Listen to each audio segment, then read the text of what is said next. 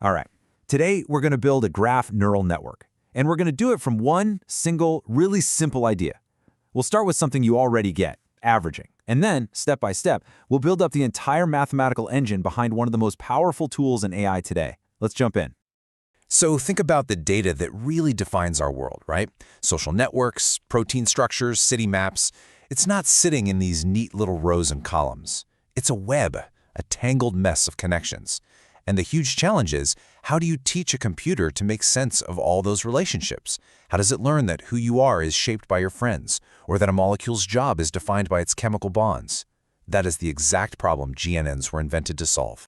And here's our game plan for building one. We're going to kick things off with the most basic concept imaginable, averaging.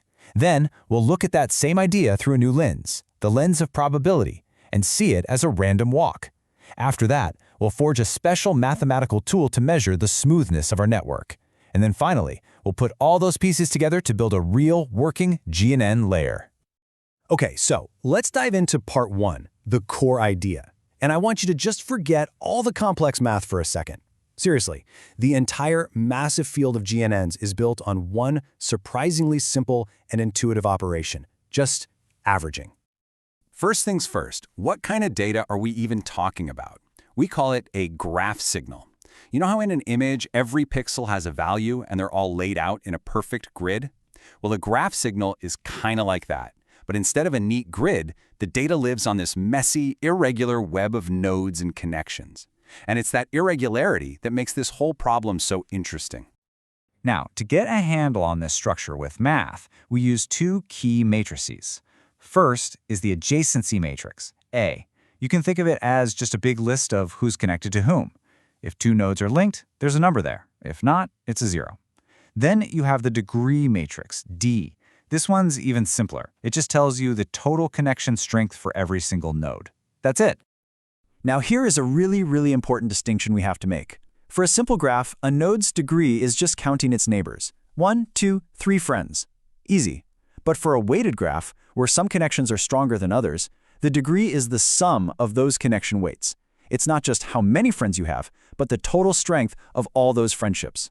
This little detail becomes absolutely critical later. And that brings us to the main event, the core operation. Our goal is simple. We want each node's new value to be the average of its neighbor's values. And the magic happens with this little operator, D inverse A. Think of it as a two-step dance. First, the A matrix goes out and gathers up the values from all the neighboring nodes. It sums them all up. Then, the D inverse matrix comes in and divides that sum by the total connection strength, the degree, to get the average. Sum, then divide. That's really all that's happening. So we have our averaging tool. It works. But, and this is where things get really cool, it turns out this simple operation has a much deeper meaning. So in section 2, we're going to look at it from a completely different angle, the world of probability and random walks. This is one of those aha moments. That exact same operator we just built for averaging, D inverse A, is mathematically identical to something else from a totally different field, the transition matrix. This matrix, which we'll call P, describes the probabilities of a random walk across the graph.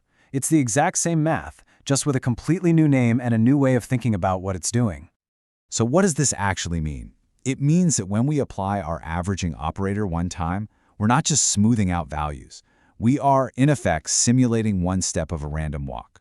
Imagine a tiny particle sitting on a node. The matrix tells you the probability that it will hop to any of its neighbors in the next step. So averaging isn't just averaging, it's actually a single step of information diffusing across the entire network. Okay, so up to now, we've been focused on how information moves, how it diffuses around the network. Now for section 3, let's shift gears. Instead of looking at the process, let's look at the state of the signal itself. We need a way to measure if the signal, just as it sits on the graph, is smooth or choppy. And the tool we use for this is called Dirichlet Energy. A great way to think about it is as a cost of disagreement. The formula basically goes through every single connection in the network. For each pair of connected nodes, it looks at their values. If they're different, it adds a penalty.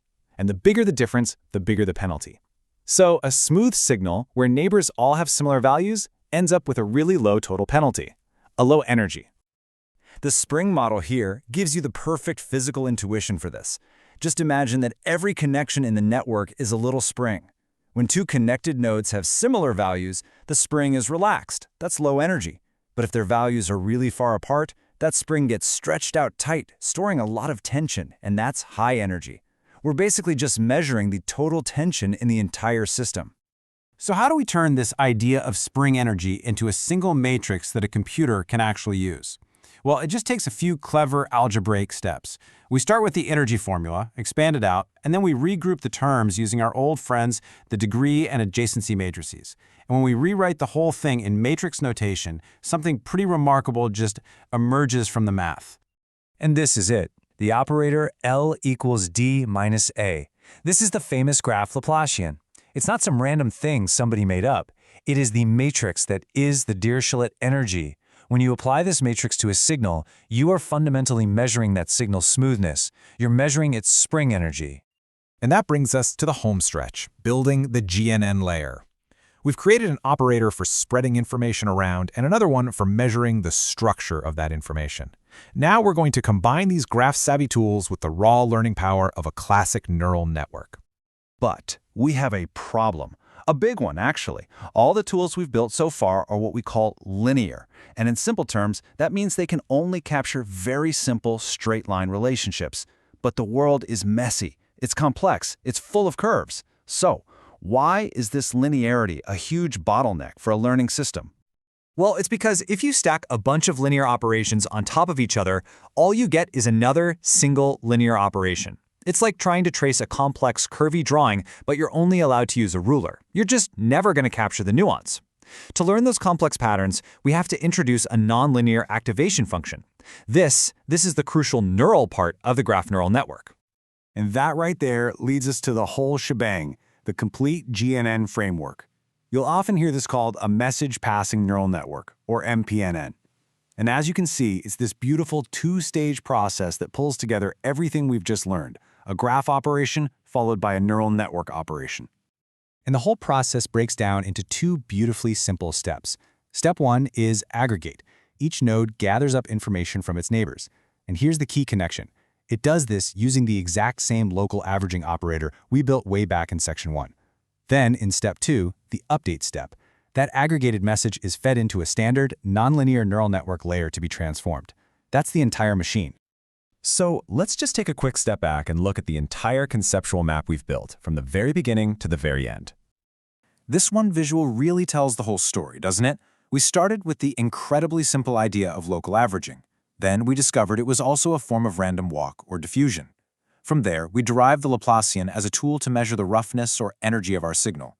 And finally, we plugged in the learning power of nonlinearity to create the complete GNN. So if you remember just one thing from all of this, please let it be this. A GNN layer really only does two things. First, it uses the graph structure to let nodes share information with their neighbors through averaging. And second, it uses a classic neural network to learn complex patterns from all that shared information. It's the fusion of those two powerful ideas that makes GNNs work. But I want to leave you with one final thought, a crucial warning really. The biggest risk in this whole process is a problem called oversmoothing. See, if you repeat that averaging step too many times, all the nodes start to look more and more like each other, until you've literally washed away all the unique, useful information. The real art of building great GNNs is mastering that delicate balance between spreading information and transforming it in meaningful ways.